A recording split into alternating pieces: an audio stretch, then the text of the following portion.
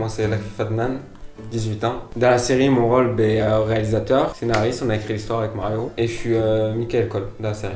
Mario Simonou, 16 ans. Dans la série, je suis réalisateur avec Adnan, co-scénariste. Ouais, je joue le rôle de Léo Vandel. Eh bien, je suis Julien Cardon, j'ai 19 ans. Dans le projet, je suis comédien, j'ai joué Axel White. Je suis aussi assistant réal et un petit peu de direction d'acteur aussi.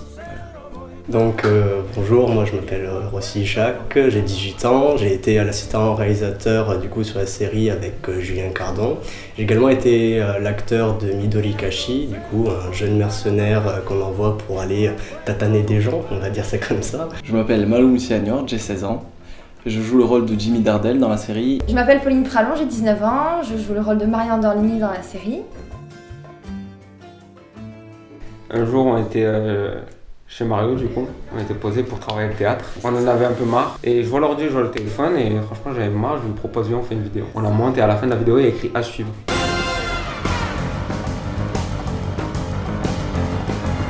Mais 2 jours après, je vais chez toi. Et il me dit, viens, on fait une série. Donc après le confinement, pendant le confinement, en gros, Et c'est surtout pendant le confinement. on a tout fait carré. Il y avait déjà toute la base du scénario. Hein. On connaissait la fin et tout. Donc on savait tout, mais c'est juste que là, on s'est pris du temps, on a modifié, on a rajouté des personnages, on a enlevé un épisode, on a rajouté un, on a fait tout le scénario carré au propre. Quoi.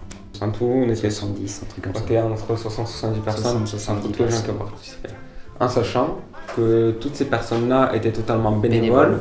Toutes ces personnes-là, on les a trouvées que par des contacts, surtout grâce au théâtre. Parce que c'est le théâtre qui nous a fait nous rencontrer, Mario et moi, et tous les gens, la majorité des gens. Et surtout, ce qui nous a aidé aussi à trouver les gens, une partie du scénario, c'est le 24 heures la FIF. Pendant le 24 heures la FIF, c'est vraiment là où il y a eu Février 2020. une sorte de déclic en fait, où on s'est dit putain mais c'est dingue, on peut ramener beaucoup de gens dans des projets en fait. Des gens au niveau des réseaux qu'on a rencontrés, quoi, avec des projets théâtre, des projets audiovisuels. Et on s'est dit, putain, c'est dingue, on peut vraiment ramener ces gens-là. Et avec du coup Teen Street, c'est vraiment ce qu'on a fait. J'ai connu Adnan, comme je l'ai dit, par rapport au concours 24 heures Lac FIF auquel on a participé moi et mon équipe, qu'on a gagné et également. Et donc du coup, ouais, c'est un très bon souvenir ça. Donc, disons que j'avais entendu que Adnan et Mario travaillaient sur une série, mais genre j'en savais pas plus que ça, je voyais juste leur story par-ci par-là. Et un jour, il y a Adnan qui m'appelle et qui me dit ouais, est-ce que ça te dirait de nous aider à réaliser une série? Donc dans ma tête, c'est oui, direct. Clairement, je suis grave chaud. J'étais en mode ça, c'est vachement ambitieux quand même, parce que bon, voilà, on est assez jeunes, on n'a vraiment pas de moyens, tout ça, et donc du coup j'ai totalement accepté. Il m'a envoyé le scénario. Franchement, quand je l'ai lu la première fois, j'étais putain, parce que déjà, alors je sais pas si vous avez déjà écrit des courts-métrages, c'est déjà très dur de tenir en cohérence, donc franchement, arriver à écrire une série sur 12 épisodes, même de manière amateur, c'est quand même quelque chose d'assez dur, c'est un exercice assez chaud. J'ai atterri dans le projet après avoir connu Adnan, que j'ai connu pendant le 24 heures Lac FIF, donc le festival de court-métrage qu'il avait organisé. J'étais d'ailleurs dans l'équipe de Julien et c'est là qu'on s'est connus, et donc c'est après ça, quelques mois après, qu'il m'a proposé d'interpréter le rôle de Maria dans sa série. Adnan m'a appelé pour être... au début, je devais faire les 2 racailles que jouent Ewen et Pablo.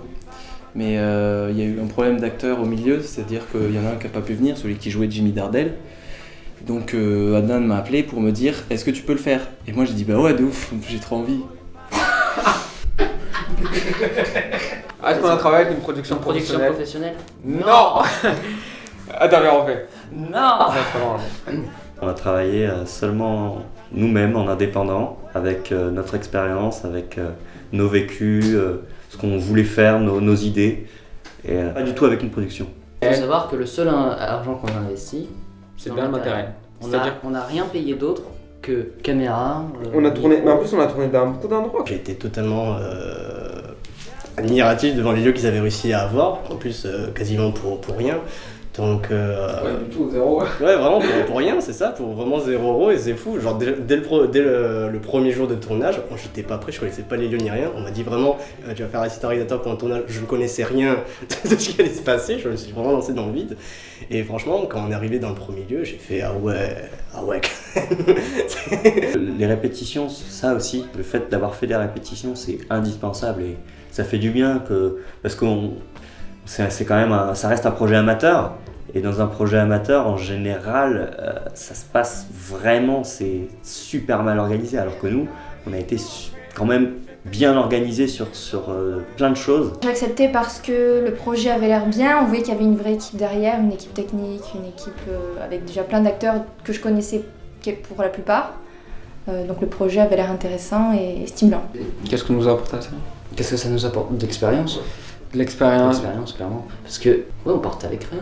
Le truc de nos seules expériences à la base, c'était les vidéos, puis des trucs. Moi, ce que ça m'a apporté, c'est aussi de me rendre compte de la difficulté de ce que c'est d'organiser un tournage. Et tout. Quand on voit un film, quand on se dit, bon, d'accord, ok. Quand on voit le résultat final, c'est. Mais il y a tout derrière. Derrière, il y a où trouver le matos, où trouver les gens, où trouver les lieux, où trouver le machin. Et c'est un boulot de dingue. Et surtout, on s'est rendu compte des. Voilà. En sachant qu'on a. Ouais, on a rien. On a zéro euro pour payer personne et tout. Je me suis rendu compte de quelque chose avec ce projet. Pour moi, c'est le premier projet d'une. Ça va être un peu cliché ce que je vais dire. Mais c'est le premier projet d'une longue aventure. Tu vois ce que je veux dire? C'est-à-dire que. Voilà, ça c'est une base. C'est un premier truc, c'est un premier jet. Mais avec les gens que j'ai rencontrés, avec les gens avec qui on a bossé dans ce projet, on peut faire plein d'autres choses et on va faire plein d'autres choses. Alors ce que j'ai kiffé particulièrement sur le tournage, c'était l'ambiance, c'est-à-dire que vu qu'on est un peu tous des rigolos, on aimait bien un peu bifurquer dans des petits délires entre nous. Également Malo qui a un problème avec la nudité, comme son frère également. En fait, vous le voyez pendant le tournage, il est posé et tout, il est super bien, mais dès qu'il termine une prise, il se met en caleçon. Je sais pas pourquoi. Dans cette famille, ils ont un problème. À un moment, il a couru tout nu. Voilà, moi je te jure, je te mets au sol. C'est bon, la tête à ma mère. Ah, t'as plus d'eau, hein? Je peux dire qu'on s'est battu très fort avec Adnan. Que je me suis pris une grosse cathédrale et que après je boitais. Ah, c'est vrai? Je boitais toute l'après-midi. Voilà. Mais moi je t'ai fait saigner du nez quand même. J'étais comme ça vite fait, après tu saignais du nez. Après, bam, cathédrale. La hanche, ici. J'avais la hanche là. Faut savoir qu'on s'est fait virer du conservatoire parce que apparemment c'était trop de bruit. T'as Adnan, t'as Léo, t'as Julien qui se mettent à danser. Tour, ils sont là, il y a de la musique, il y a Léo, Jiménez qu'on embrasse très fort, qui nous fait une bonne musique et tout. Et vous voyez pas qu'il y a de la musique, tout d'un coup il y a Julien qui se lance, la musique s'arrête, et lui il est en mode pourquoi vous arrêtez la musique?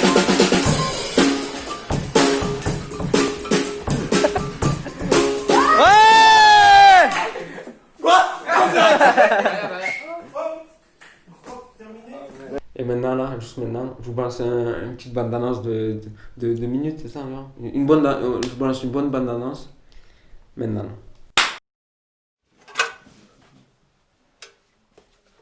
Tu l'as cassé.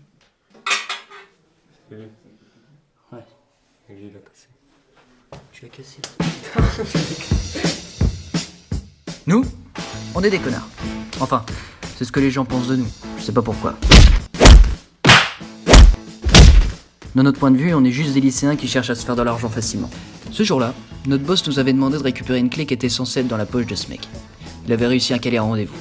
Tout devait être prêt, ils avaient déjà négocié. Il n'y avait rien de plus simple. On entrait, on avait juste à dire bonjour, s'asseoir pour faire semblant d'en avoir quelque chose à faire de ce qu'ils avaient à nous raconter, prendre la clé et repartir. Et tout ça pour pas mal de thunes. Assieds-toi. Explique alors. Vas-y. Dans une semaine, on va infiltrer la maison d'Antonio Andorlini, durant la soirée qu'ils organisent tous les vendredis. Avec Léo, on s'est fait prendre par les hommes du boss. Ils nous ont laissé quelques informations.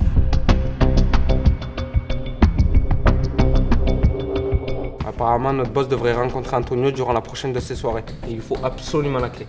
Donc autant vous dire qu'ils vont même pas rigoler avec nous.